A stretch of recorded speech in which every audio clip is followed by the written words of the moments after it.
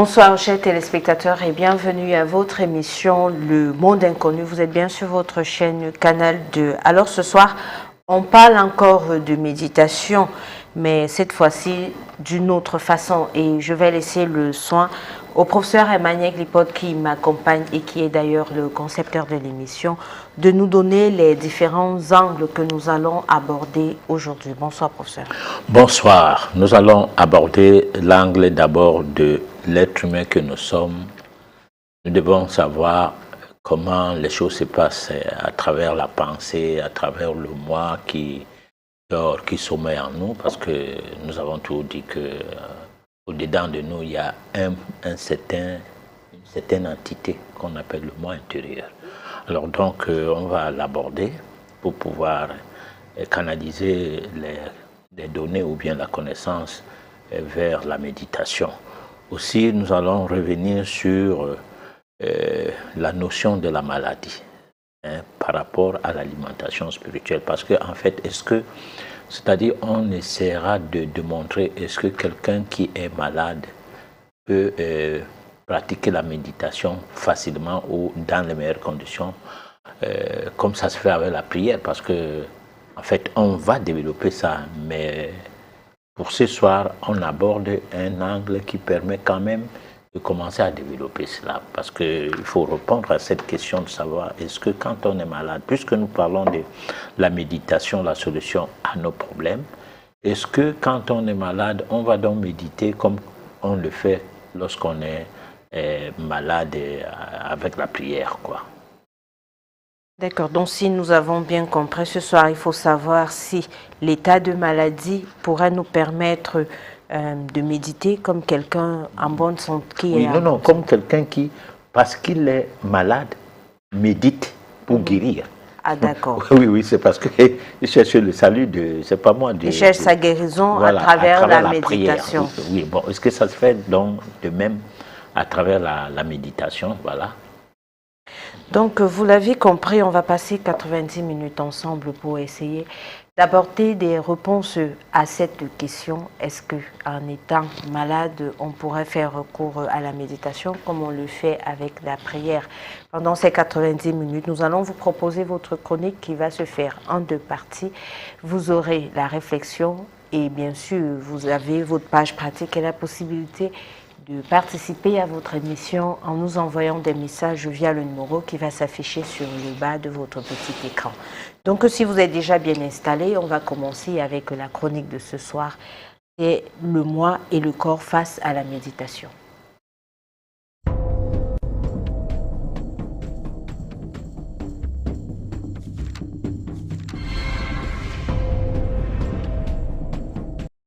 Méditation. La solution à nos problèmes, chapitre 16. Le moi et le corps face à la méditation. Cette édition est évocatrice car essentiellement pratique parce qu'elle nous rappelle ce que nous avons vu au cours de celle qui nous a permis d'aborder la question de la pensée en rapport avec le corps et le moi. Au cours de cette édition-là, nous avons pu réaliser que la pensée nous permet de savoir ceci. Toute notre personne est le produit de nos pensées habituelles et que c'est la pensée qui crée et modifie le corps. Pourtant, la pensée dépend aussi du corps. Pour mieux comprendre la chose, on peut dire qu'elle est comme cet ouvrier qui, fin de compte, dépend de cet outil qu'il a lui-même forgé. Pourtant, nous sommes incapables de penser ce que nous voulons. La cause est que la pensée fonctionne automatiquement. C'est pour cela qu'il nous revient de savoir qu'un entraînement adéquat est exigé. Si nous voulons être sérieux dans notre quête de connaissances dans la voie initiatique. Toutefois, nous devons savoir que cette voie est celle de l'art de penser conscient, exigeant obligatoirement un travail sérieux. Pour y parvenir, nous devons savoir utiliser notre corps dans cette association corps, pensée et moi. Question de savoir également que, quoi que nous fassions, c'est la pensée qui peut canaliser notre vie à l'atteinte de nos buts subliminaux. Nous devons prendre soin avec notre corps, ajuster ce qu'il y a à ajuster en vue d'en augmenter de rendement en énergie supplémentaire au-delà de celle qui y existe déjà, en étant convaincu que ce travail permet de parvenir à la réalisation de notre personnalité, afin de répondre à la question de qui sommes-nous, puis d'expliquer ce que c'est que le moi. Ce mot « moi » est ce qui nous regarde et nous juge. Il est communément et théoriquement appelé la conscience et métaphysiquement nommé l'âme.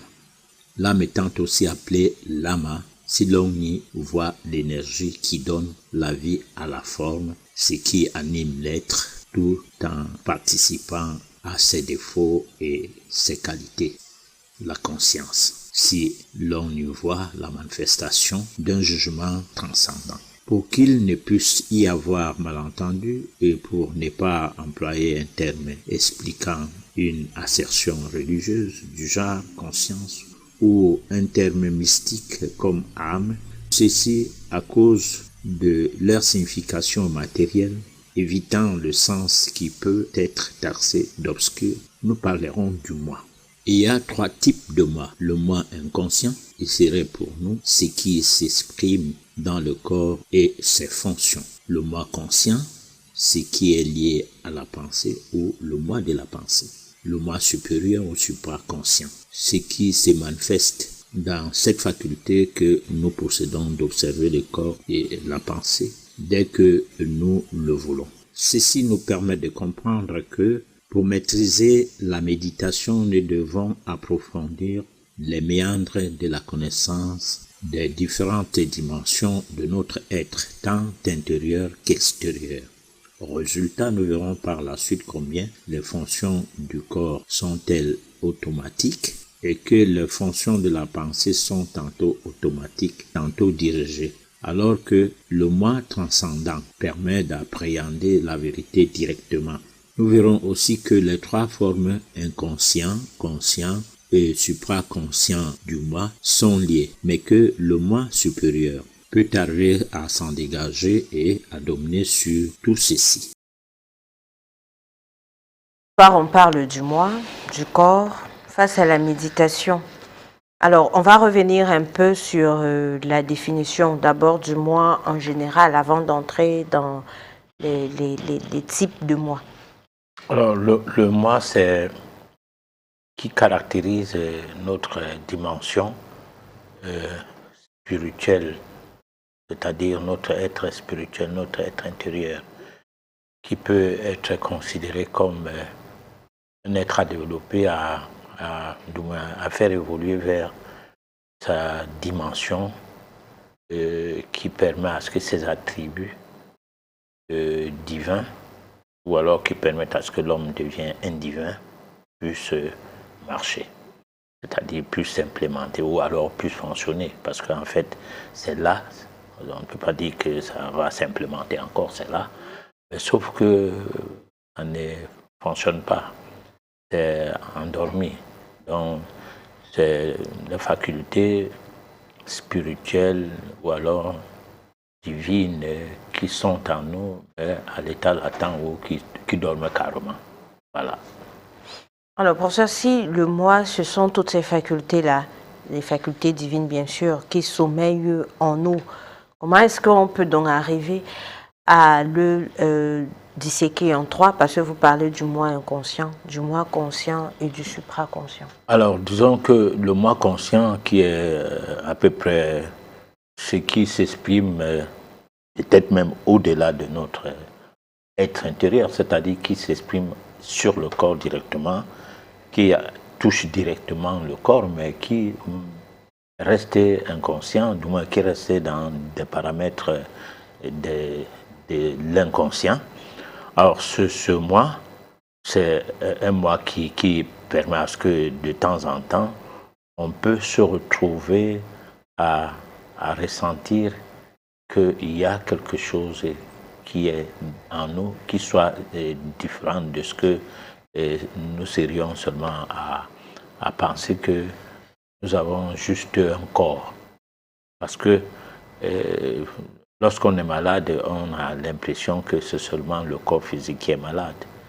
Et là, on ne donne pas l'impression de quelqu'un qui serait en train de se poser la question que cette maladie, au-delà du corps physique, est-ce que ça n'a pas d'effet ou d'origine sur le subconscient, du moins sur le psychisme, quelque chose qui est non palpable, mais qui serait en rapport avec la maladie. Alors que le moi conscient, c'est ce qui serait lié directement à nos pensées. On peut dire que c'est le moi des pensées. Bon, on suppose qu'on a droit, quand même, si même on peut penser que on peut estimer que les pensées sont automatiques, c'est-à-dire échappent le plus souvent à nos contrôles ou à notre contrôle, mais c'est quand même qu'il arrive que nous pensons. Nous pensons quand même à faire du mal à quelqu'un. Nous pensons à faire des rapportages, de la calomnie. Nous pensons à diffamer. Et expressément, on le fait avec beaucoup d'acharnement. On est même, à travers la pensée, en train d'aller poser des actes qui sont d'abord des actes entretenus par la pensée, parce qu'en fait, penser, parler et agir, c'est les trois choses qui accompagnent l'homme au quotidien, mais souvent c'est la pensée qui commence d'abord par venir, du moins, faire en sorte que les autres attributs, dont je venais de dire, agir, parler, tout ça là, puisse être possible. Parce qu'on va d'abord penser qu'est-ce qu'on doit faire là, comment parler, tout cela au point où c'est à partir de la pensée que tout cela commence. Voilà. Alors, professeur, restons encore dans le moi. Est-ce qu'il est possible que une personne lambda, c'est-à-dire quelqu'un qui peut-être ne connaît pas ce que c'est que la méditation, mais est-ce que cette personne pourrait faire l'expérience de son moi inconscient, de son moi conscient et de son supraconscient? Alors, c'est ce que nous voulons que les gens comprennent, que la méditation n'est pas comme la prière. Parce qu'avec la prière, on n'a pas à s'encombrer de ces histoires-là, les moi et tout ça là. Conscient ou pas conscient. D'ailleurs, on est toujours conscient parce qu'on prie toujours pour ses problèmes. Même quand on prie pour les malades, on pense comment soi-même on tomberait malade et que d'autres seraient là pour prier parce que nous avons mis en place un mécanisme de prière qui doit nous retourner. Aussi en retour, doit nous apporter quelque chose. Donc, c'est motivant de prier pour les autres parce que les autres aussi vont prier pour vous. C'est donc pas la même chose avec la méditation parce que la méditation, c'est peut-être plus que ça parce qu'on n'a pas besoin de méditer pour soi, on médite pour être utile à toute une collectivité. Non parce qu'une divinité va venir de fait de par votre demande à cette divinité, que celle-là vienne tout simplement par rapport à votre demande, que cette divinité serait là en train de dire, bon, on m'a demandé de donner à manger à ceux qui ont faim au cours de telles prières, donc je dois les donner à manger. On m'a demandé au cours d'une certaine prière avec tel autre groupe de m'occuper des malades qui sont dans les hôpitaux, alors je vais les donner la santé, ainsi de suite. Alors c'est pas ça la méditation. La méditation, c'est que vous devenez, vous cherchez à vous transformer. Parce que quand une personne devient est capable de transcender l'être intérieur qui est au-dedans de soi, cette personne ne peut plus être possédée. Comme j'entends dire souvent, les gens qui vont dans les milieux de prière que tel est tombé et quelqu'un parlait dans elle. C'est-à-dire que cette personne qui tombe, il y a une autre personne qui parlait dans elle.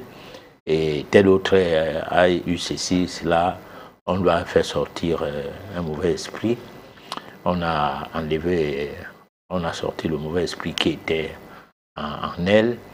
Bon, ces choses-là, ça n'existe pas lorsque on fait la méditation. Parce qu'en fait, du moins, lorsque on fait la méditation, je voudrais dire que lorsqu'on s'initie, parce que c'est un travail on a toujours dit, que la méditation, c'est un travail qui permet à ce que on redimensionne son être et qu'on donne la chance à son être d'atteindre le niveau qu'il faut pour qu'on devienne l'homme qu'on peut appeler un humain.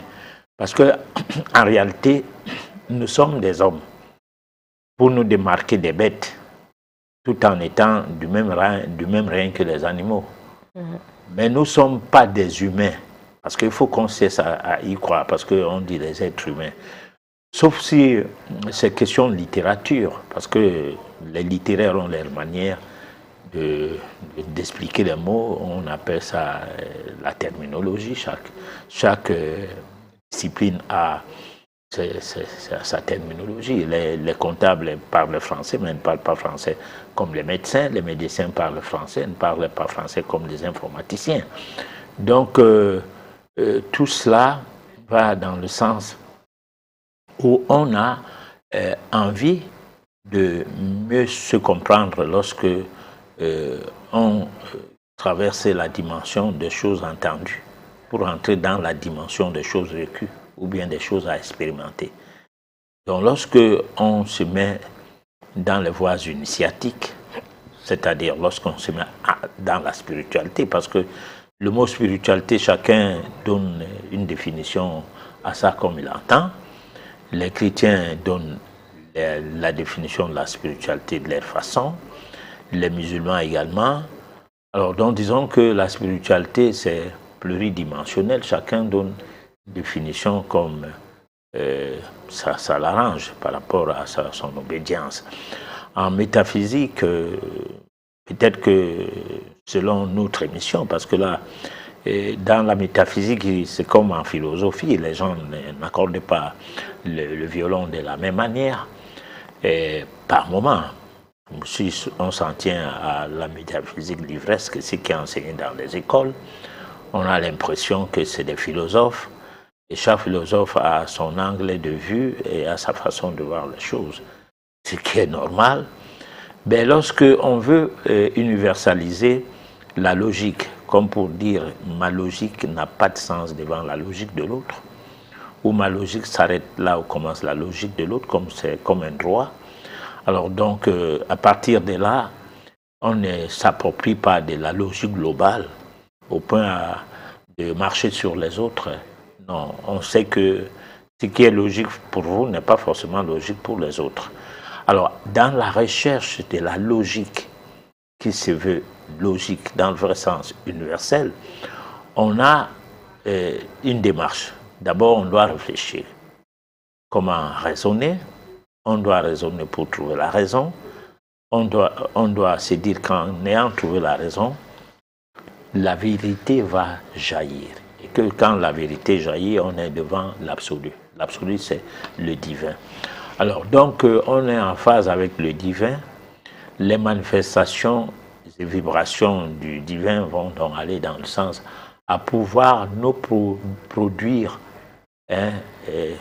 quelque peu les chances nécessaires d'élévation de notre âme. Voilà, donc la personne lambda qui voudrait bien méditer va méditer comme les réseaux sociaux apprennent à méditer. On ne refuse pas de tenter cette manière de faire la méditation, c'est-à-dire tout boire une bonne dose de ce qu'on appelle les jus, donc des colorants, tu manges n'importe quoi, mais l'heure de la méditation arrive et tu commences à méditer sans aucune... Tu commences à méditer, c'est-à-dire tu te dis, voilà, je suis en train de méditer. Alors, c'est pas vraiment ça. Voilà. Donc, professeur, vous avez parlé de l'art de penser, qui serait un travail à prendre au sérieux.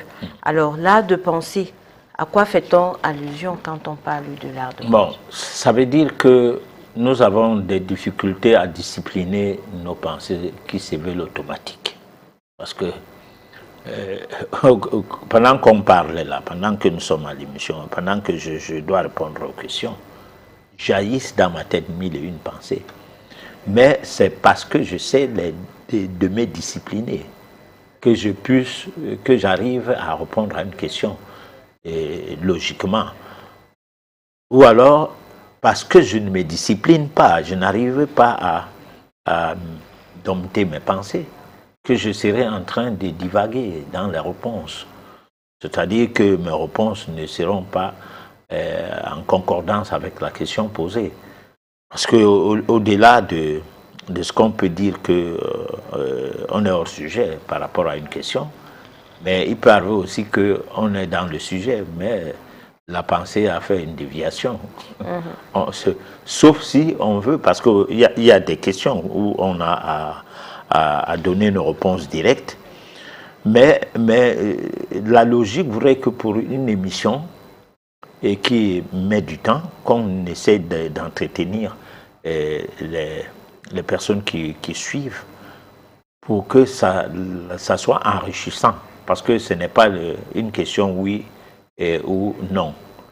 Alors, il y a des risques. Si un journaliste se prend une personne de ressources pour une émission d'1 heure, même de 45 minutes, et que dès que la présentation du journaliste est finie, et qu'on dit que l'interlocuteur là est bardé de gros diplômes, et qu'on ait fait l'éloge à ces derniers, et que toutes les questions qu'on va lui poser, ça sera oui ou non.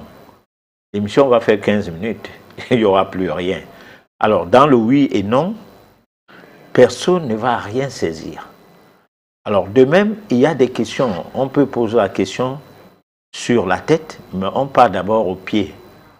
Parce qu'on veut relativiser et on veut établir le lien qui, de par cette question, qui voudrait qu'on parle, qui est à parler dans le même temps de la tête et des pieds. Alors donc, ça, c'est pas une divagation au niveau de la pensée, non, c'est parfois une logique qui fait en sorte que les réponses soient enrichissantes. Voilà. Alors, professeur, vous dites que les pensées surgissent de partout, et ce qui est tout à fait naturel. Bon, qu'est-ce qu'il faut donc faire à un moment donné pour pouvoir discipliner ces pensées? Alors, pour discipliner ces pensées, c'est ce que dans la chronique, on essaie de dire qu'il faut un entraînement. C'est-à-dire que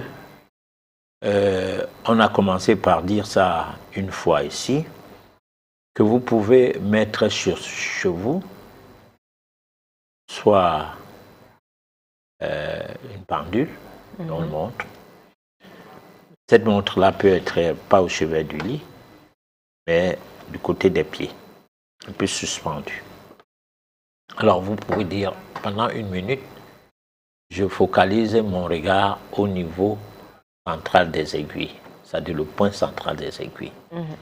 Alors, à ce point central-là, le mouvement de l'aiguille qui marque les secondes souvent est rapide et ça distrait. Ce n'est pas le genre des 2 autres aiguilles, l'aiguille de l'heure qui marque l'heure et l'aiguille qui marque les minutes. Bon, ça bouge, on ne se rend pas compte. Surtout, alors, ce qui marque l'heure ne bouge presque pas. Malgré que ça bouge, mais parce qu'il faut 1 heure pour que ça bouge vraiment. Alors donc, il faut donc en regardant cela, que vous ne voyez pas la petite aiguille des secondes tournées. Pourtant, elle est là. Bon, ça c'est un exercice banal comme ça. Hein? Ou alors que vous voyez ça tourner, mais vous ne perdez pas de vue sur le point central des 3 aiguilles. Dans un premier temps d'entraînement, c'est cela. Parce que là, il faudra bien que vous dites, bon, je m'entraîne pour 60 secondes. Alors, dans un premier temps, vous voyez tourner la petite aiguille, hein, mais tout en restant focalisé sur le point central. Et le fait que vous attendez qu'une minute passe, en vous focalisant, ça fait que vous ne pensez qu'à la montre et à ces points de la montre, et puis vous perdez les autres pensées qui entrent et qui sortent, hein, de votre tête. Là, c'est des petits moyens d'entraînement. On peut aussi s'entraîner qu'on met une ampoule de couleur, soit la couleur rouge, quelque peu couleur de gaieté, soit la couleur verte, qui est parfois flamboyante, et vous regardez que cette ampoule pendant un bon bout du temps, comme si vous devez tirer de cette ampoule quelques rayons de ces vibrations. Alors, la chose la plus simple, c'est la bougie. La bougie, elle a une flamme. Cette flamme-là peut dessiner, soit vous voulez que ça dessine un cercle, mais au niveau des rayons qui partaient de la flamme elle-même restant, disons, ovale. Alors, mais vous voyez comment les rayons qui entourent la flamme forment un cercle. Et ces cercles-là, vous faites des efforts à ce que ça vous illumine, c'est-à-dire que ces rayons s'agrandissent au point où vous avez l'impression que ça va jusqu'à venir vers vous, parce que ça forme un cercle, certes, mais ça peut aussi faire jaillir quelques rayons vers vous. Donc il y a plein de méthodes que chacun peut se donner l'occasion. Parce que j'ai donné ces exemples pour dire que c'est chacun qui peut. Vous pouvez voir un point sur le mur qui est là, c'est vrai, c'est pas vous qui avez mis ces points, mais en regardant le mur, vous apercevez que ce mur-là, bien qu'il soit bien peint, mais il y a un point. Donc là, nous sommes dans dans le bureau où vous travaillez et que vous n'avez pas besoin de modifier quoi que ce soit dans ces bureaux, de peur qu'on constate qu'il y a des choses qui ont été modifiées et que ça affecte, parce que ce n'est pas des choses qu'on fait pour se faire voir, hein, comme les gens prient dans la rue là. Hein, ils mettent les nattes et puis ils se mettent à prier. Bon, c'est pas mauvais. Je dis que du point de vue métaphysique, c'est pas trop nécessaire qu'on sache que tu es là comme ça aujourd'hui, tu es en train de faire la méditation. Hein, non. Donc, ou bien tu as des installations dans ton bureau pour méditer. Voilà. Alors, pour ce quand on va prendre, pardon, le cas de la bougie. Quand on prend la bougie, on l'allume et puis on fixe le regard sur la flamme. Alors, à ce moment, on est censé avoir uniquement la pensée retournée vers la flamme. Mais maintenant, ça c'est un entraînement. Oui. C'est-à-dire que c'est quelque chose qu'on peut faire peut-être à la maison avant de se coucher ou alors, bref, quand on a un peu de temps. Régulièrement quand on a le temps, oui. Maintenant, quel est l'impact qu'aurait cet entraînement dans je vais dire comme ça, la vie ordinaire? C'est-à-dire qu'on n'est plus en période d'entraînement. Maintenant, on est dans notre vie quotidienne et de temps en temps, on a besoin de méditer ou alors on a besoin de faire attention à nos pensées. Alors cet entraînement-là aura quoi comme résultat? Oui, alors le résultat, c'est comme un monsieur qui quitte le Cameroun et qui va boxer, qui va lutter à l'étranger. Je ne cite pas son nom. Il perd ses premiers combats. Mais pourtant, il est bien puissant. Alors il commence un entraînement et il commence à gagner ses combats jusqu'à il devient champion du monde. Donc, l'entraînement, c'est quoi? C'était fidélisé à quelque chose de précis qui permet à ce que tu ne perdes plus le nord. C'est-à-dire que tu ne perds plus le nord. Tu es dans la chose. Et maintenant, ton subconscient se met au contrôle. C'est-à-dire, C'est-à-dire, c'est comme nous parlons français. Au départ, c'est très compliqué quand on apprend une langue. Mais après, ça devient qu'on ne réfléchit pas trop, sauf la langue française, parce que c'est la seule langue au monde. En fait, à des langues, selon que lorsqu'on fait des études comparées, du moins des langues, ce qu'ils disent sur la matière linguistique, le français a 1641 terminaisons qu'on ne trouve dans aucune langue du monde. Une langue comme ça. Bon, donc, c'est-à-dire que on est finalement l'esclave de la langue lorsqu'on parle de la langue française, puisqu'on a peur de faire des fautes de langue et mal communiquer. Par contre, lorsqu'on parlait Bassa, une langue noble, alors on n'a pas besoin des articles, pas du tout. Lorsqu'on parle anglais, on n'a pas besoin des 1001 articles. Hein? Et ça se comprend très rapidement. Bon, à côté de 1641 terminaisons, vous allez retrouver qu'en anglais c'est 400 et poussière et en allemand c'est 500 et poussière. Jusque-là, c'est trop de terminaisons. Bon, pour rien. Parce qu'en fait, lève-toi, tu te lèves, assieds-toi, tu t'assois. Et puis, c'est quoi la baguette? Bon, tu peux dire baguette comme nos amis de l'Afrique de l'Ouest. Ils disent pain, camion pour dire véhicule. Hein. Ils disent palabre pour dire je ne cherche pas palabre, donc je ne cherche pas de problème. Bon, tu veux comprendre, tu comprends, tu ne veux pas, tu laisses. Alors donc il faut se dire que cet entraînement linguistique t'amène à savoir qu'est-ce que c'est que le vocabulaire, qu'est-ce que c'est que la grammaire, comment former les phrases et tout. Et à partir de là, ça devient un réflexe. Donc l'entraînement aussi, au niveau de nos pensées, de les fidéliser, peut à la longue se transformer en réflexe. Et nous n'aurons pas de difficultés du fait à ne pas penser ce que nous voulons. Parce qu'en fait, souvent, nous ne pensons pas ce que nous voulons. Et tant que l'être humain ne maîtrise pas sa pensée, son évolution spirituelle est dandine.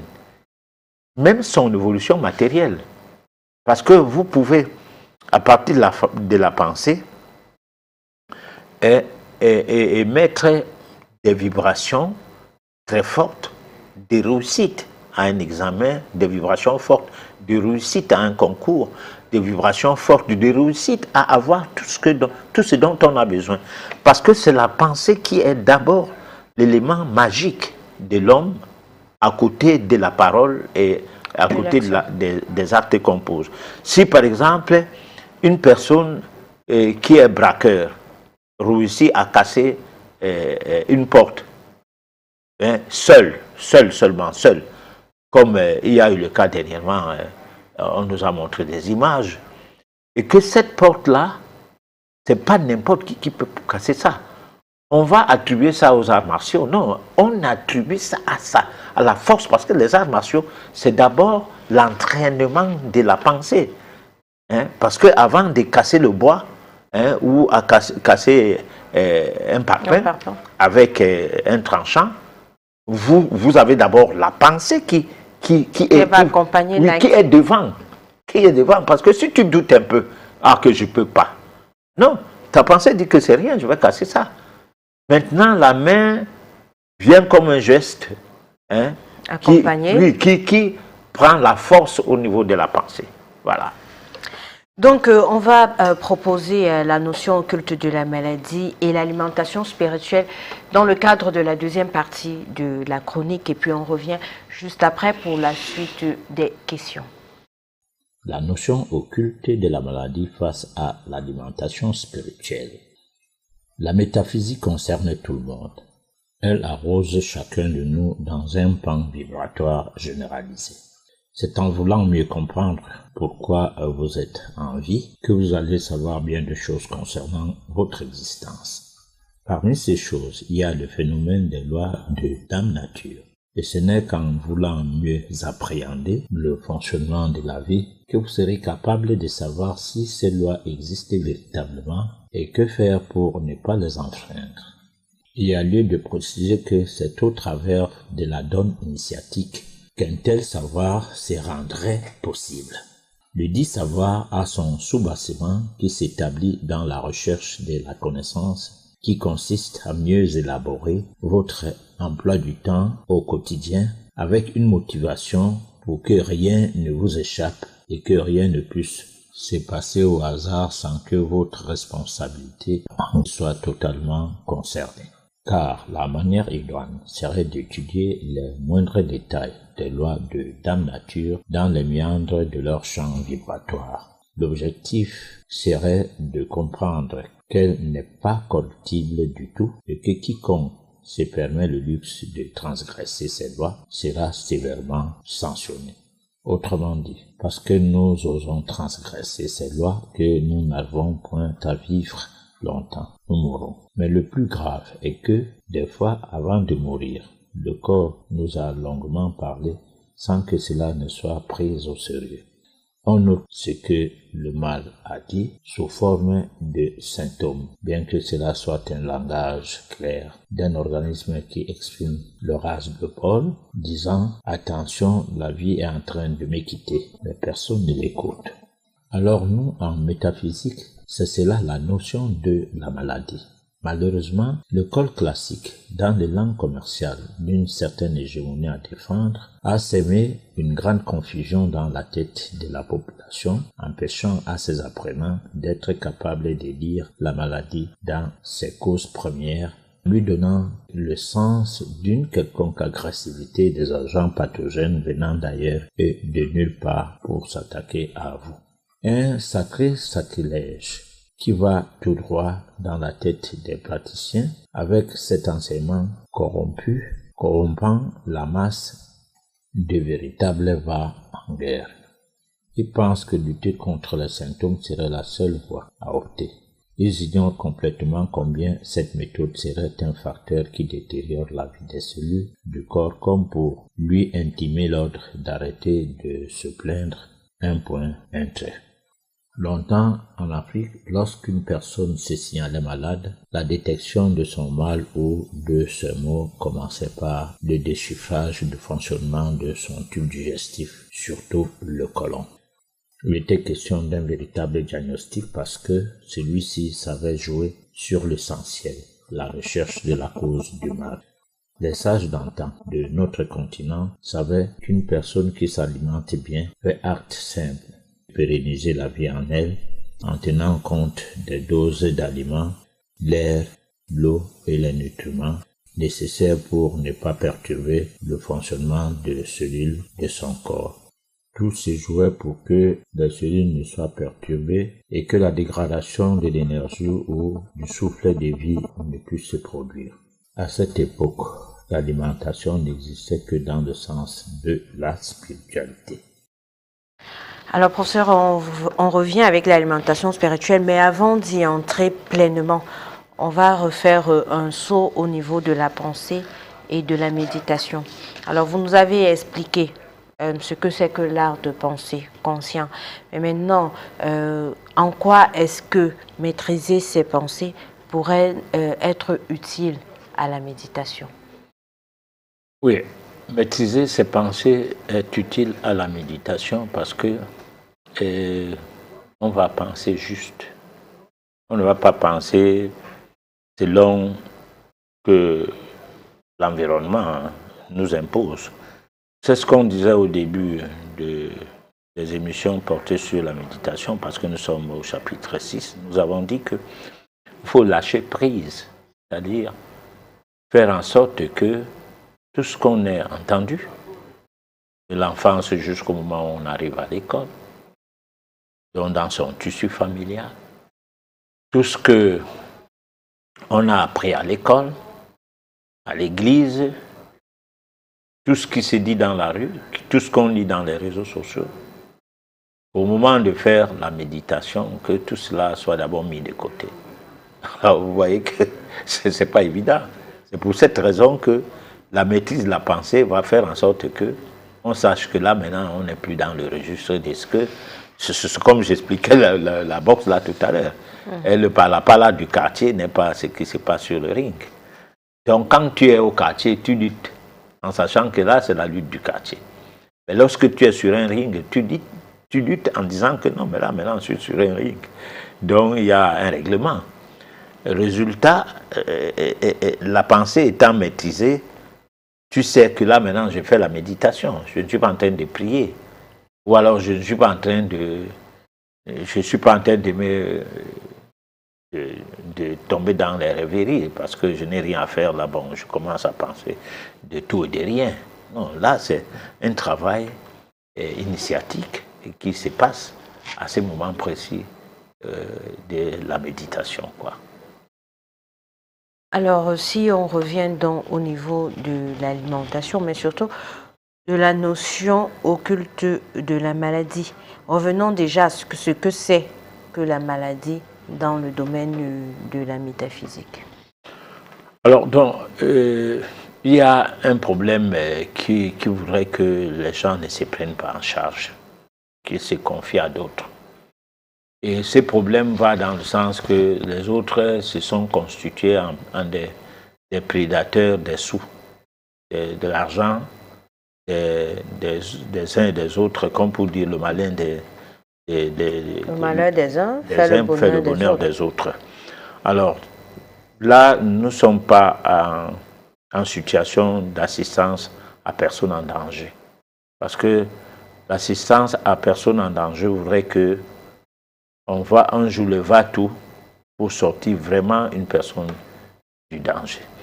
Alors, si nous pouvons prendre l'exemple, parce qu'il y a une fois ici, nous avons présenté une vidéo à réflexion dans le cadre de notre rubrique réflexion et évocation, où quelqu'un avait mal, un blanc, un français, il avait très mal à la tête, il avait bu un paracétamol, une gâchette d'1 gramme, donc 1000 mg. Le mal a continué à bu, il a bu encore. Le mal a continué au bout du temps, c'est-à-dire dès qu'il buvait ça, ça s'est calmé, après ça revenait. Au bout d'un moment, on l'a transporté à l'hôpital parce que finalement, il avait été intoxiqué. Et c'est la vidéo qui précise bien que c'est le paracétamol qui avait finalement fait éclater son foie. Heureusement pour lui, il a eu un donneur, ou alors il a eu un foie qu'on a pris quelque part, puisque quelqu'un doit mourir pour que l'autre vive dans ces choses-là. Alors, on lui a fait une transplantation de foie et il faisait un témoignage. Et dans l'hôpital en question, qu'on a bien montré où c'est en France, et les médecins disaient que ce n'était pas la première fois. Alors donc, là, l'assistance à personne en danger n'est pas calmer une douleur, puisque entretenir un diabète ou l'hypertension chez quelqu'un des années durant, ou calmer les maux de tête chez un individu pour qu'il se retrouve dans des pathologies très, très sévères, très, très difficiles, qu'on appellera plus tard des maladies chroniques, qui partent des effets indésirables du fait de n'avoir pas bien lu l'ordonnance. Parce que la lecture de l'ordonnance est quelque chose qui échappe tout le monde, y compris le corps médical officiel. L'ordonnance, la première phrase qui est écrite en gras, c'est que ce document, c'est-à-dire, doit être lu plusieurs fois parce que ça peut vous être utile. Après ça, on explique des petites choses là. On vient maintenant sur la liste des rubriques. La quasi-totalité des ordonnances ont 6 rubriques. Alors, la première rubrique, c'est pour expliquer le pourquoi le médicament, c'est-à-dire l'indication. C'est fait pourquoi. La deuxième rubrique, on prend la rubrique là, en gros caractère, on dit que ne prenez jamais, c'est-à-dire lisez attentivement ce qui suit. Et en bas, on souligne, ne prenez jamais tel produit si vous êtes allergique au principe actif du produit ou à l'un des composants mentionnés à la rubrique 6. Donc, normalement, quand on lit l'ordonnance, on doit quitter la rubrique 2 pour aller directement à la rubrique 6.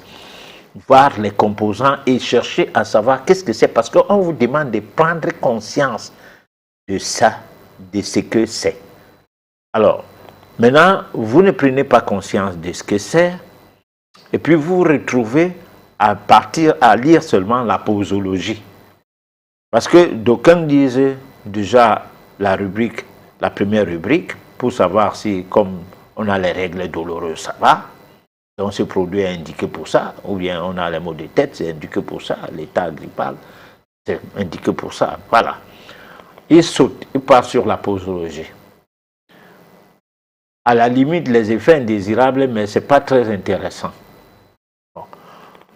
Et là, vous n'avez pas, c'est-à-dire une prescription qui va dans le sens à ne pas apporter des réponses au problème de quelqu'un, simplement parce qu'on doit agir.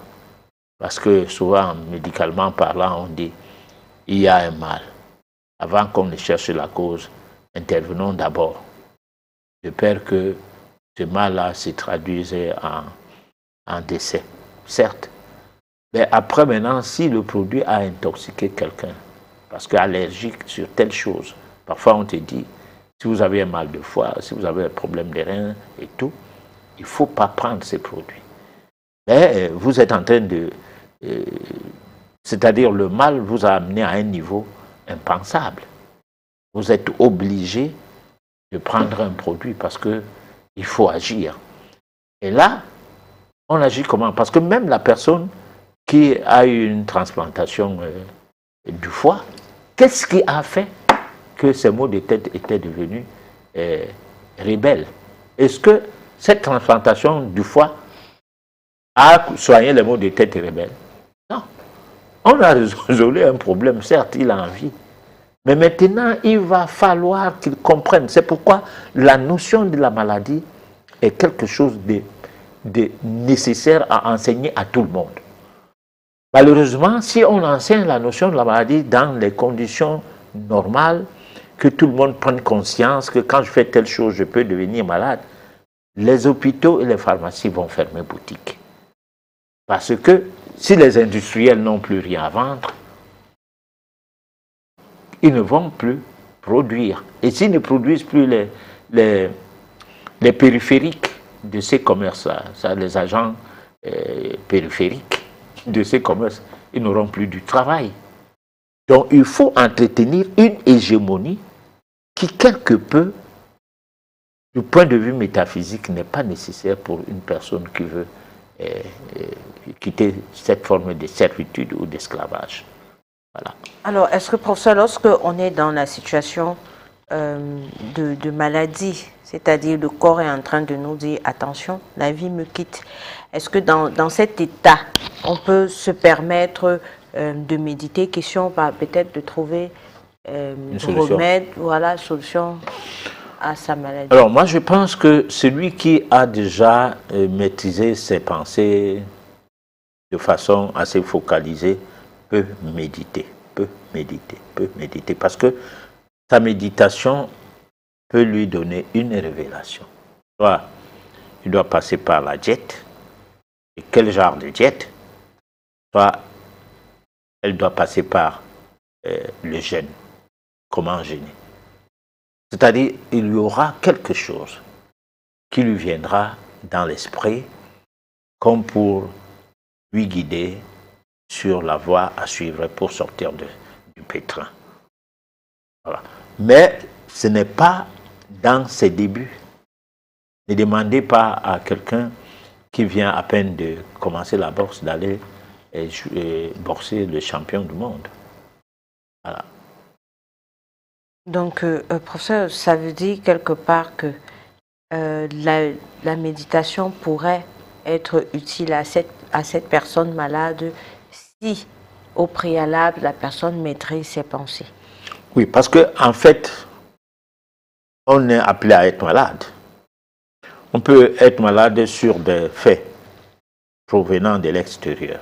On a avalé quelques gaz, le plomb des voitures et des motos. On a peut-être bu de l'eau, une certaine eau pendant un certain temps, malgré qu'on évite de boire des sucreries qui sont que des colorants, malgré qu'on évite de manger des choses qui sortent de l'industrie. Peut-être on a mal mâché. Donc, en fait, nous sommes des vivants avec nos défauts et nos qualités. La vie doit continuer.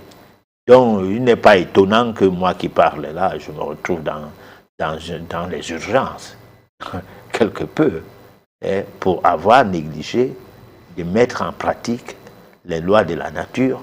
La nature frappe. Et ça frappe tout le monde. Ça ne frappe pas quelqu'un parce qu'il sait trop parler, ça ne le frappe pas. Ça frappe l'autre qui ne sait pas trop parler. Ça ne frappe pas quelqu'un parce que lui, il est trop marabout ou il est trop médecin.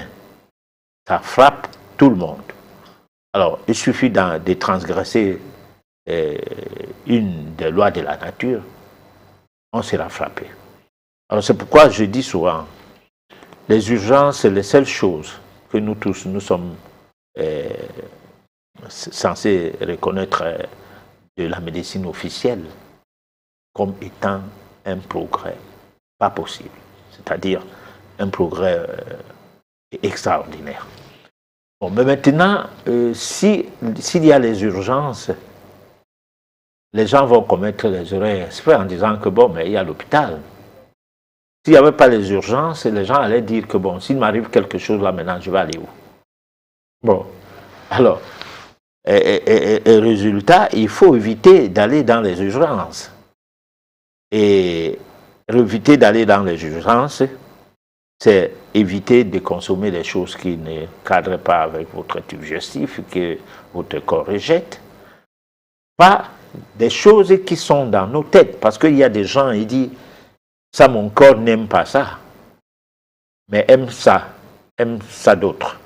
C'est-à-dire que mon corps n'aime pas telle bière, mais aime l'autre bière. Bon. Et des fois, dans les sociétés brassicoles, on changeait seulement l'étiquette, on n'a pas changé de bière. C'est-à-dire la soutireuse, c'est la machine qui pisse le liquide qu'on appelle les bières ou quoi dans les bouteilles. À côté, il y a un capsuleur, la capsule. À côté, il y a un mireur. Il voit qu'il n'y a pas de saleté dedans. Ça passe. Ça se retrouve là, quand il faut mettre les étiquettes, là où on apprête les étiquettes. Les étiquettes sont déjà apprêtées. Deux fois, on arrête la chaîne parce qu'il faut changer d'étiquette. Mais on ne purge pas la soutireuse. C'est-à-dire qu'on n'a rien fait au niveau de la soutireuse. Mais on a changé d'étiquette. Ça arrive régulièrement, bon, pas régulièrement, de temps en temps, ça dépend de quel genre de bière. Parce que ce qui est de la bière noire, les stouts, n'est pas comme les blondes. Alors, on peut se retrouver, je ne cite pas le nom des bières parce que là, moi, ce n'est pas ma spécialité. Mais on peut se retrouver que d'une bière à l'autre, il y a vraiment, du moins, d'un nombre de bières par rapport à l'autre bière, et il n'y a que l'étiquette. Mais au quartier, tu vas entendre les gens disent « Moi, j'aime telle bière, je n'aime pas telle autre. » Alors, ne sachant pas qu'on a changé juste l'étiquette. C'est ce que je veux dire. C'est que je voudrais dire ceci. Il y a des choses que nous disons notre corps n'aime pas. C'est nous qui n'aimons pas ça. Et nous, c'est qui? Nous, c'est le cerveau. Hein? C'est-à-dire, nous, c'est la personne qui dit, bon, mais moi, je suis plus quand j'étais à l'école primaire, ou bien quand j'étais au collège primaire. Aujourd'hui, j'ai un salaire de plus de 500 000. Je ne peux plus boire de l'eau. Bon, alors mon corps, quelqu'un va te dire, son corps n'aime plus de l'eau. Parce que moi, j'ai connu des gens qui disaient que l'eau est faite pour les femmes et les enfants. Lui, il doit boire la bière, il doit boire les vins. Alors, donc, c'est comme pour dire que son corps n'aime plus de l'eau. Alors là c'est paradoxal. Voilà. Alors, professeur, ce soir encore, vous parlez de l'alimentation spirituelle et de la notion de maladie, bien sûr, la notion occulte de la maladie. Alors, l'alimentation spirituelle et d'un côté, la pensée, avec ce qu'on a comme le moi, conscient, inconscient. Alors, quel est le lien qu'on pourra faire entre ces moi-là, cette maîtrise de la pensée, l'art de la pensée et l'alimentation spirituelle? Alors, le lien, c'est que la question est très très bien posée. D'abord, je te félicite parce que ça permet d'expliquer clairement la chose. Chez nous, dans nos langues, chez les Bantous, on dit, c'est pas le jour qu'on mange la viande du lion qu'on attrape la gale. Alors, on a mangé des choses quand on était tout petit, particulièrement moi, parce que né peut-être dans une famille de bobos, où on mange seulement les choses qu'on achète dans la boutique. On ne mange pas les choses qui se poussent du sol. Tout petit, d'abord on a l'allaitement artificiel, on boit le lait des animaux. Les animaux n'ont pas besoin de boire de nos laits, mais nous on en boit. Et le pire dans tout ça, c'est que le lait qu'on donne aux animaux, même quand il est brut, est destiné pour le bébé de l'animal qui pèse 25 kilos.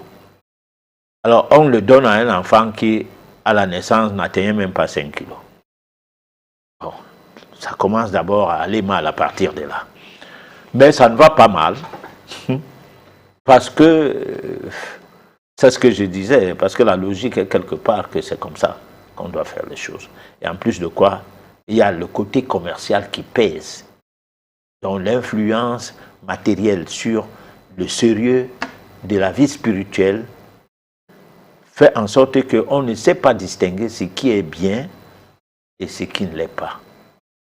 Alors, le mal et le bien, pour le peu que ça entre dans une logique hégémonique de la pensée unique. C'est-à-dire de gens qui se sont assis, ils ont décidé que voilà comment le monde va marcher. Alors, maintenant,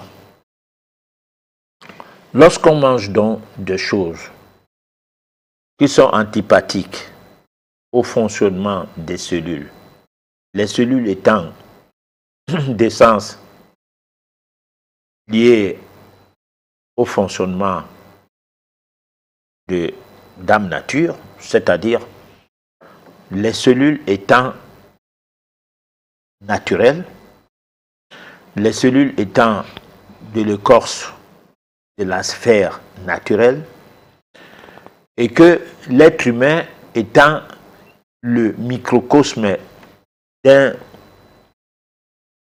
assemblage des énergies, des vibrations et tout qui forment le macrocosme, et que les objets qui ont été créés de toutes pièces, qui entrent dans le corps, pour le peu que ces objets puissent nuire au fonctionnement des cellules, il y aura transformation, comment je peux dire, il y aura modification, ou bien alors je dis ceci, il y aura empoisonnement, voilà.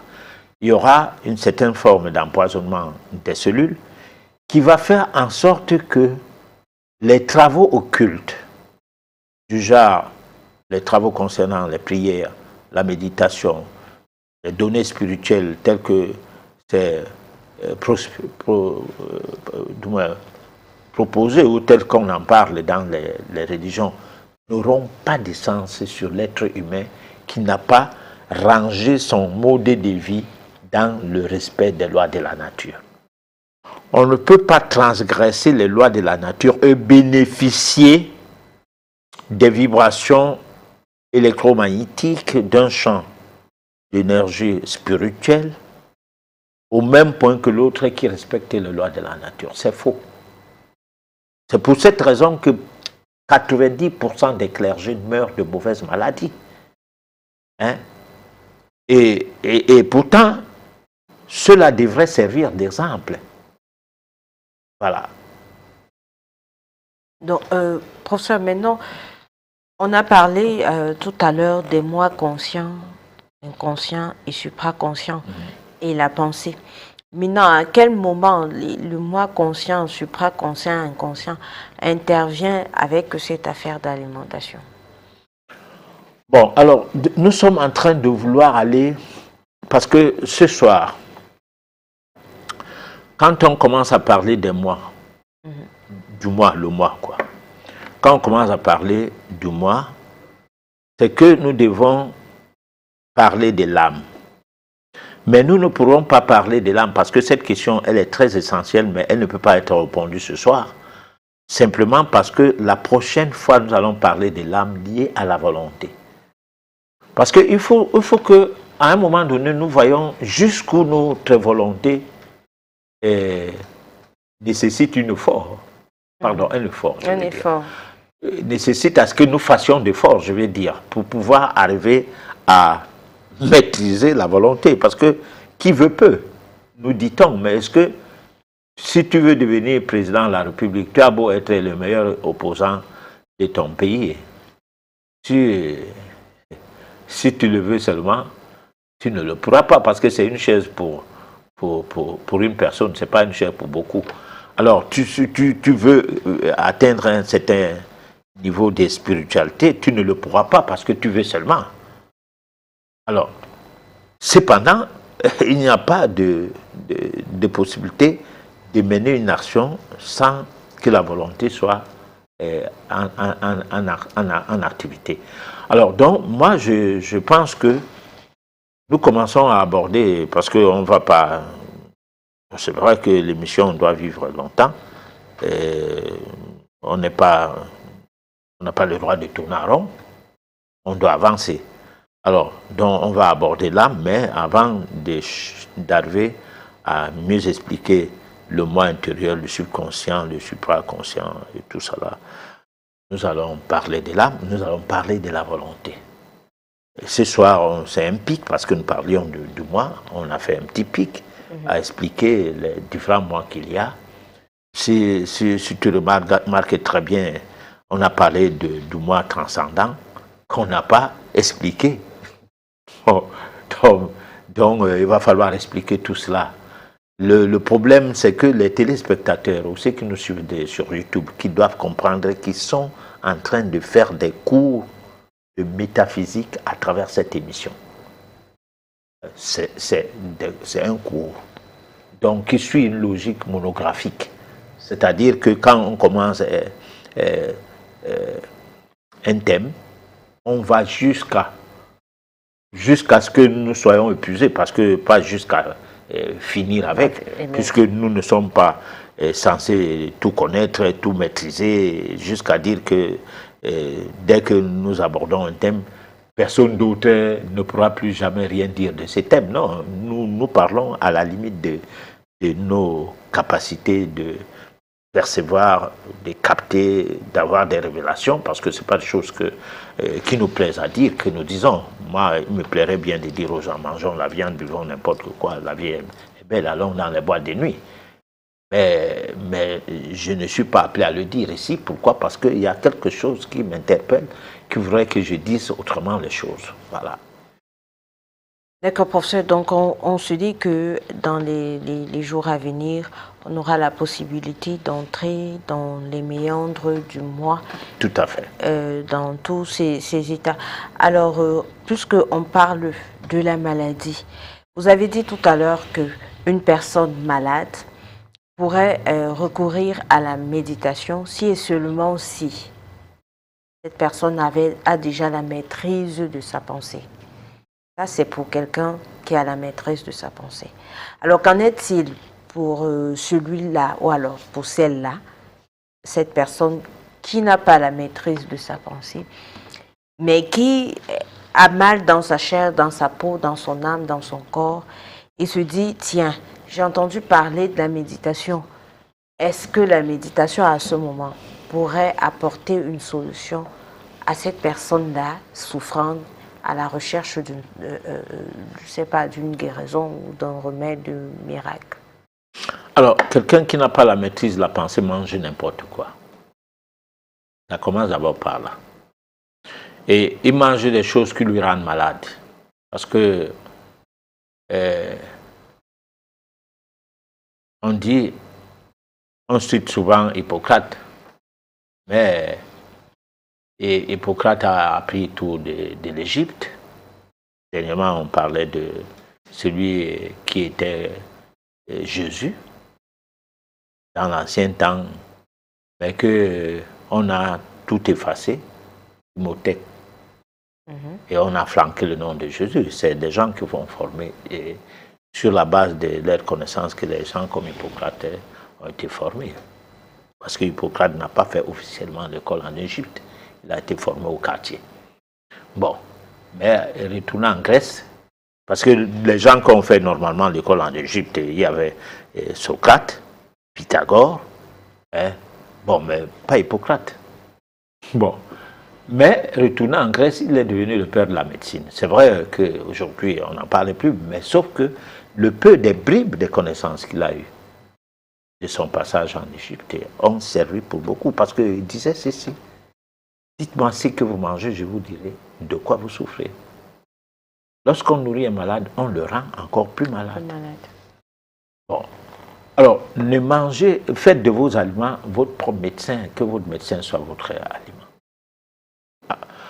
Alors, maintenant, comment on va méditer lorsque... parce que lorsqu'on dit la maîtrise de la pensée,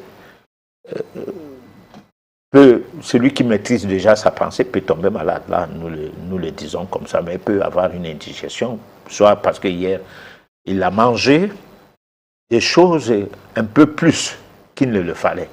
Hein? Mais ce n'était pas de mauvaises choses.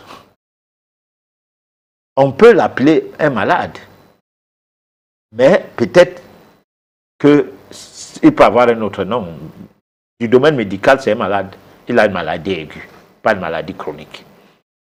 Bon, alors maintenant, lui, il va refuser de manger, de manger du médicament, c'est-à-dire boire les paracétamol, les ibuprofène, les anti-inflammatoires et tout.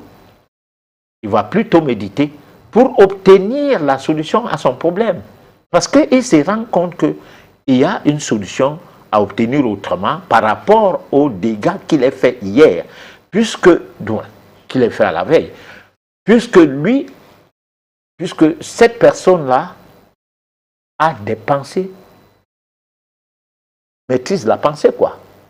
C'est pas une personne lambda qui ne peut pas se souvenir des dégâts causés à son corps, qui court vite pleurer, pleurnicher chez un monsieur qui ne sait pas comment il vit, hein, et qui dit: docteur, je souffre un peu de trop, dites-moi de quoi je souffre comme ça, je ne comprends pas mon corps si, hein, pardon, faites quelque chose pour moi. Non.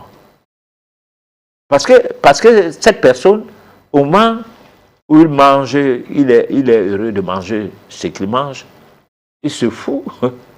Il se fout des conséquences. Ses idées sont telles que le monde le veut. Sa pensée va donc dans le sens que je fais comme tout le monde. Hein? Et quand une personne mange, en devient malade, on lui dit: mais attends, tu manges un peu trop cette fois-ci. Il dit: je ne suis pas la seule personne qui mange comme ça. Et encore que moi, je ne mange même pas comme l'autre. Pourquoi lui, il n'est pas malade? Bon, alors, on comprend. Alors, professeur, on va proposer à nos téléspectateurs la réflexion et puis on va revenir pour la suite de notre émission.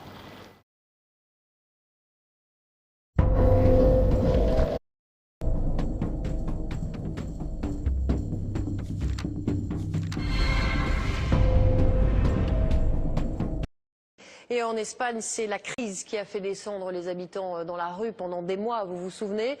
Aujourd'hui, le taux de chômage avoisine les 30%. Il faut bien tenter de s'en sortir ailleurs. Pendant des années, les Marocains venaient chercher du travail en Espagne.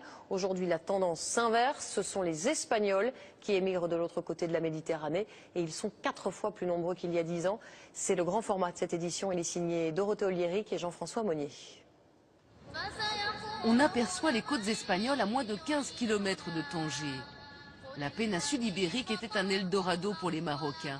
Aujourd'hui, ce sont les Espagnols qui font la traversée. Chassés par la crise, ils viennent chercher du travail au Maroc. Ils étaient 3 000 en 2003, ils sont plus de 10 000 désormais à résider officiellement au Maroc, mais en réalité ils seraient plusieurs dizaines de milliers à vivre dans le royaume chérifien. Sur les chantiers de construction de Tanger, un peu partout, on voit à l'œuvre des ouvriers, des peintres, des maçons espagnols. Martín Sierra a laissé en Corogne femme et enfants, il y a 3 mois, une question de survie. Je suis venu pour trouver du travail. En Espagne, la situation est très mauvaise. Il n'y a rien. Vous auriez pensé venir ici? Jamais. Pour des vacances, oui. Mais pas pour du travail. Avant, moi je rêvais d'aller travailler en Espagne. Mais il n'y a plus de boulot là-bas. C'est chacun son tour. Avant la crise, les Espagnols résidant au Maroc étaient essentiellement des enseignants, des diplomates ou des hommes d'affaires. Mais le taux de chômage de près de 30% en Espagne et de 55% chez les jeunes a changé la donne. Massimo, lui, est diplômé d'architecture. Il a trouvé ici un emploi bien rémunéré, mais il constate l'arrivée d'immigrés d'un nouveau genre. Avant, les Espagnols arrivaient ici en terrain conquis. Ils étaient convaincus qu'ils pouvaient s'acheter le Maroc. Et maintenant, ils viennent ici pour demander de l'aide et acceptent de travailler pour le même salaire que les Marocains. À 1 heure de route de Tanger, la ville de Tétouan. L'été, la région est prise d'assaut par les touristes. Mais pour l'heure, la station balnéaire de Martil est juste balayée par les vents. C'est cette petite bourgade qu'a choisi Salvador. Ce ferronnier espagnol a passé ses dernières années à Malaga sans l'ombre d'un job. Il lui reste une dizaine d'années avant l'âge de la retraite. Rester en Espagne pour vivre chez mes parents comme quand j'étais enfant, c'est pas possible. Là-bas, il n'y a rien, mais ici, il y a du travail, et j'adore. Et pourtant, ce n'est pas facile de tout recommencer. Salvador a certes déjà adopté la djellaba, mais pour communiquer avec les clients marocains, ce n'est pas encore ça. C'est compliqué la barrière de la langue. Oui, ça c'est un peu mon petit problème. Mais petit à petit, on va y arriver. L'église, c'est le point de ralliement de tous les Espagnols. Chaque semaine, ils parlent ici du pays. Ils s'entraident aussi, donnant aux nouveaux arrivants les bons plans. Ici, avec 400 € par mois, location comprise, vous vivez comme un roi, sans vous priver de rien. 1 kilo de tomates, c'est 30 centimes. Un thé, un café, c'est moins de 50 centimes. Paco est le président de l'association catholique. Il s'inquiète du nombre d'Espagnols désormais clandestins au Maroc. Il y en a plein en situation irrégulière. On va voir ce qui va se passer. Mais il pourrait bien y avoir des expulsions de ces Espagnols. Il n'y a pas si longtemps, une telle chose était juste inimaginable. Mais ils sont de plus en plus nombreux, prêts à tout pour s'inventer une nouvelle vie, loin de la crise. On vient sur le plateau et puis on vient de voir là un pays africain qui reçoit les immigrés espagnols. À ce moment, et même les clandestins. À ce moment, c'est plus l'Africain qui est chassé ou alors pourchassé, mais là on a affaire aux Européens. Bon, alors donc ça c'est pas sans commentaire. Voilà, parce que là, s'il faut commenter ça, on ne comprendra pas. L'être humain est partout chez soi, chez lui. Mais sauf qu'on a essayé de faire qu'il y ait des gens qui sont partout chez eux et les autres non. Voilà, c'est ça le problème. Et pour le petit noir, parce que là, le Maroc, c'est quand même des Arabes, même s'ils sont africains. Pour le petit noir, ce serait étonnant. Et puis quand ils viennent, par exemple, en Afrique subsaharienne, ils ne se passent pas pour les chercheurs d'emploi. Oui, non, ils ne se passent pas pour les chercheurs d'emploi. Ils se passent comme s'ils sont venus avec des technologies et tout. Pendant ce temps, ils ramassent des mégots de cigarettes. J'en ai vu à une époque à Douala, ici au Cameroun. Bon, donc, le problème qui est là, c'est que nous voulons dire quoi? Qu'est-ce que nous pouvons dire? On ne peut rien dire. On peut tout simplement constater que partout, il y a des problèmes. Partout. Voilà. Et on va dire qui vivra, verra. Donc, le temps nous... Peut-être que dans l'avenir, ça sera pire que ça. Ouais. Ah oui, le temps nous en dira un peu plus. Alors, professeur, à l'entame de l'émission, il était question de répondre à la question selon laquelle doit-on faire recours, doit-on recourir à la méditation quand on est malade, question de trouver guérison, comme on a l'habitude de le faire dans le cadre de la prière. Alors, donc, on peut dire que non, parce que c'est même aléatoire parfois de prier pour avoir la guérison. Je peux dire que ceux qui prient, qui guérissent, n'étaient pas appelés à mourir. Je peux dire comme ça, sans risquer de me tromper. Parce qu'il y a des personnes qui sont malades, dans leur tête, ne sont vraiment pas malades. Si on est vraiment malade, qu'on a mal fait, et que la nature est en train de vous punir, parce que la maladie, c'est la transgression des lois de la nature, c'est les désordres que nous menons contre nos cellules, c'est l'ensemble des lois qui s'appliquent à nous par rapport au karma, c'est-à-dire par rapport à notre antériorité, soit au karma qui est lié à la généalogie, dans la famille. Et les parents peuvent avoir tué les gens et tout, avant de se marier. Ma mère, peut-être que mon père a fait gaffe, et s'est marié de ma mère, et moi je suis né sous le coup du sang, ou le coup, c'est pas moi, d'une certaine malédiction. Alors tout cela, c'est pas la prière qui va enlever ça. En sérieux. Parce que qui crache en l'air doit s'attendre à ce que ça tombe, ça retombe sur sa tête. Sur sa tête, ne doit pas penser que ça doit aller tomber ailleurs. Tu casses les pots, tu payes. Alors pourquoi la Bible, ceux qui prient, les Bibles, je fais allusion aux chrétiens, dit que le mal que vous faites aujourd'hui vous sera retourné jusqu'à la 4e génération de votre progéniture. Alors, qu'est-ce qui prouve que ce n'est pas toi qui viendra à la 4e génération si jamais on s'en tient à la réincarnation et qu'on puisse y croire? Alors, comment tu penses que tu es fait du mal, tu échappes le mal? Parce que les lois divines s'accordent avec les lois de la nature, c'est les mêmes lois. Tu ne peux pas avoir fait des choses, tu peux pas prier vite. Tu dis, bon, ça va, la prière va compenser mes dégâts. Ah ben non. Par contre, quand on parle de la méditation, c'est purifier. Parce que ton attitude, ta façon de vivre, ayant changé, parce que tu te fais mal en te privant de ce que le commun des mortels entend par manger des bonnes choses, boire des bonnes choses, manger la bonne chair et tout. En se privant de ça, c'est-à-dire c'est comme si tu te mettais en prison.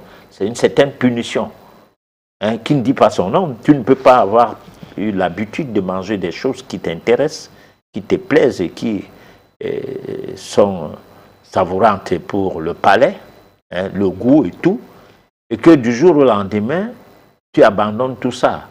Et qu'on dise que tu n'as rien fait. Non, tu as fait quelque chose que les autres n'arrivent pas à faire.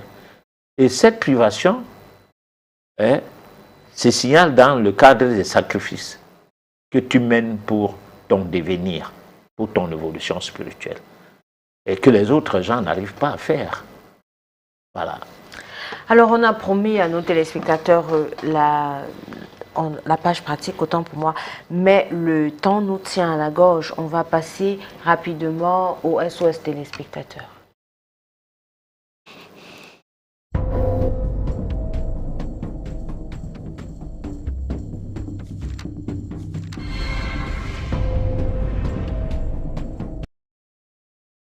Le premier message revient. Quelle différence faites-vous entre la métaphysique et la prière? Bon, la prière, c'est quelque chose qu'on nous a appris. Je ne pense pas que tous les peuples du monde prient et que si la Terre a plus de 7 milliards d'habitants, les religions ne représentent que les tiers. Alors, on ne va pas dire que les religions, c'est qu'elles enseignent, c'est commun à tout le monde. Non.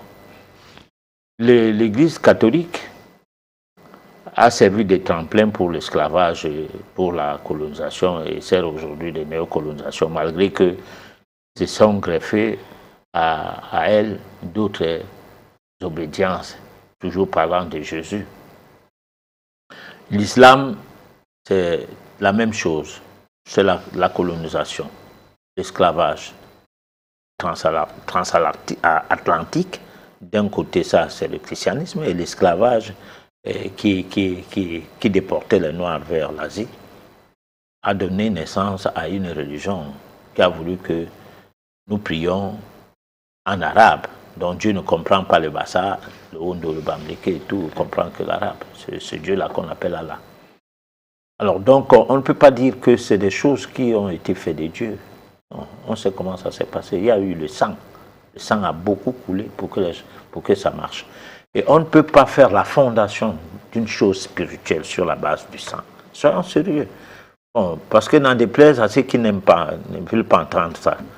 Ça montre même déjà que leur spiritualité est limitée parce que ce qui se dit et qui est propre, qui est pur, n'est pas accepté par des gens qui ne sont pas purs, qui sont impurs.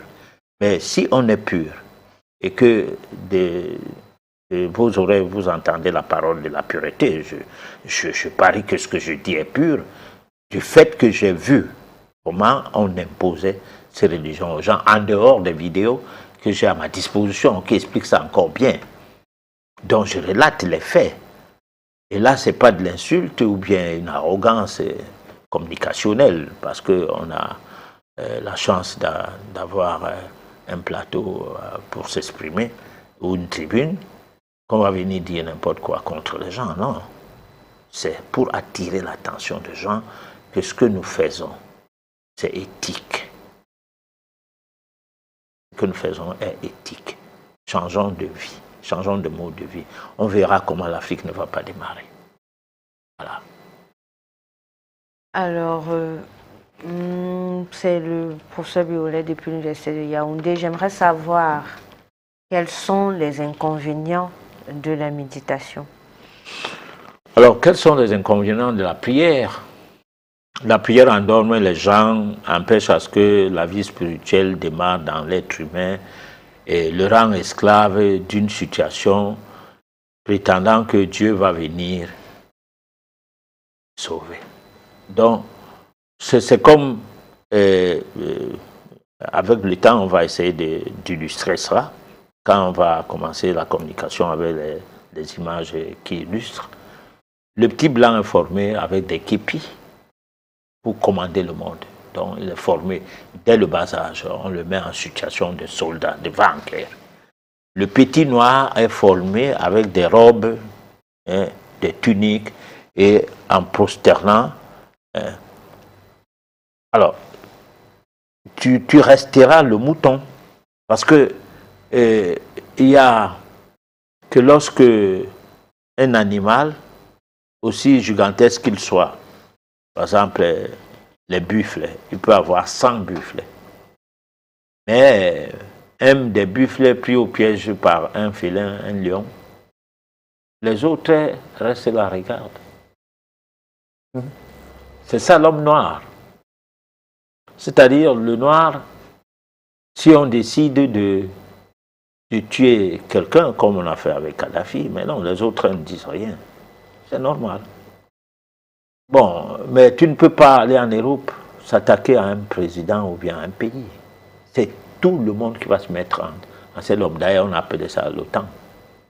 Bon, ils ne s'entendent pas, mais si c'est pour Barrer la voie à l'ennemi commun. Oui, pour avoir un ennemi commun, du fait que tous sont des prédateurs, non, ils deviennent unis, ils jouent le même jeu. Alors donc, on a quelque chose à apprendre de la vie.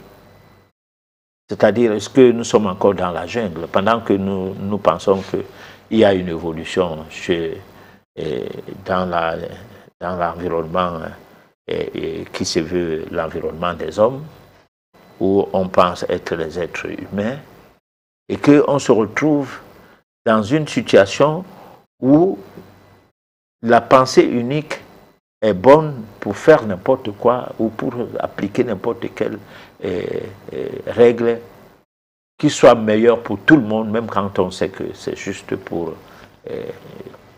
embêter. Ça ne gêne personne. Voilà. Alors on a Camara qui est d'ailleurs un téléspectateur aguerri. Il est vraiment toujours là avec nous depuis Conakry. Alors il voudrait savoir si la méditation dispose des procédés qui pourraient aider la science à évoluer, du genre à faire peut-être des avions et dans le cadre de l'évolution technologique. Nous avons besoin de la montre parce que nous avons perdu la notion de l'air. Donc on a besoin d'un instrument. Quand l'homme savait quelle heure il est sans avoir un instrument, il n'avait pas besoin de montre. C'est les gens qui étaient des initiés, qui savaient que certains parmi eux n'ont pas la notion de l'air, qui ont fabriqué la montre, ou qui ont fait fabriquer la montre. Hein? Il y a la montre avant l'existence de la montre objet. Il existait déjà la montre. Sinon, rien ne s'est créé. Tout se découvre. Tout est en perpétuel devenir. Donc, il est hors de question de penser que l'avion, c'est une évolution. Non, c'est un besoin. On peut voyager sans avion. On peut aller au bout du monde sans avion. Du moment où on va au-delà de la planète Terre pour d'autres planètes, sans instruments, sans appareillage. Comment on ne peut pas voyager d'un continent à l'autre?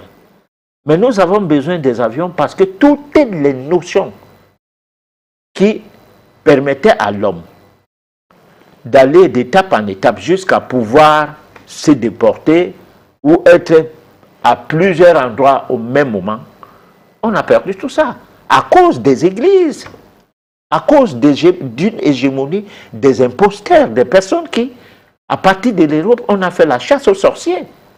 Hein? Il y a eu près de 100 ans où on combattait tous ceux qui avaient la possibilité de transmettre ces connaissances-là. On les combattait, on les jugeait, on les condamnait. Alors, on a donc fait à ce que la planète est dépourvue aujourd'hui des connaissances métaphysiques pour revenir sur des basses choses où les gens disent que le noir, c'est seulement faire des sales sorcelleries, il ne fait pas l'avion, il ne fait pas le bateau, il ne fait pas ceci. D'abord, j'informe mon petit ami que tout ce qu'on utilise, les avions ont été faits en Égypte, et les avions supersoniques, ce qu'on appelle aujourd'hui des fusées. Il faut lire Philos. J'ai vécu sur deux planètes, c'est un blanc qui écrit, ce n'est pas un noir, ce n'est pas un Égyptien, qui explique bien comment ça se passait. Tout ce que vous voyez existait déjà avant que les Européens ne viennent s'approprier de ça. Donc, je ne sais pas de quoi on parlait souvent lorsque on n'a que pour seule chose l'école du blanc, hein, avec ses corollaires, la Bible et tout. On n'a même pas un peu de recul à se cultiver. Parce qu'aujourd'hui, au moins, avec Internet, on a franchi le blanc, a fait franchir le pas, c'est-à-dire l'a lâché de l'Est, puisque la vérité finit toujours par triompher. Bon, pourquoi les gens ne se cultivent pas? Il y a plein de choses sur le net, mais si quelqu'un va faire une requête sur Google, par exemple, il l'a fait pour boire le paracétamol. Il ne l'a fait pas pour être contre le paracétamol en disant « je bois même ça, pourquoi ?» Le blanc, lui, boit nos choses. Ce n'est pas une manière de parler mal du blanc, non, mais d'expliquer qu'on ne peut pas vous ridiculiser. Et vous êtes là, vous êtes dans la merci de ces personnes qui vous ridiculisent. Non, il faut que par moment vous vous posez des questions. Quelqu'un ne mange pas de ma nourriture, il ne boit pas de mon eau, il ne prend pas de mes produits quand il est malade. Et moi quoi dans ces produits? Voilà. Alors, professeur, nous sommes arrivés au terme de notre émission. Un dernier mot avant de la conclure. Alors, on a dit que nous continuons avec la solution à nos problèmes grâce à la méditation, parce que c'est un vaste sujet, c'est très enrichissant. Et prochainement, on va parler de la volonté. Je crois que... L'âme et la volonté. L'âme et la volonté, voilà. Bon, nous espérons avoir répondu à la question selon laquelle, en état de maladie, pourrait-on faire recours à la méditation comme on le fait avec la prière? Oui et non. Non, je pense que c'était non. C'est bien cela, professeur. Tout à fait. Donc, nous devons juste comprendre que la méditation, c'est une école.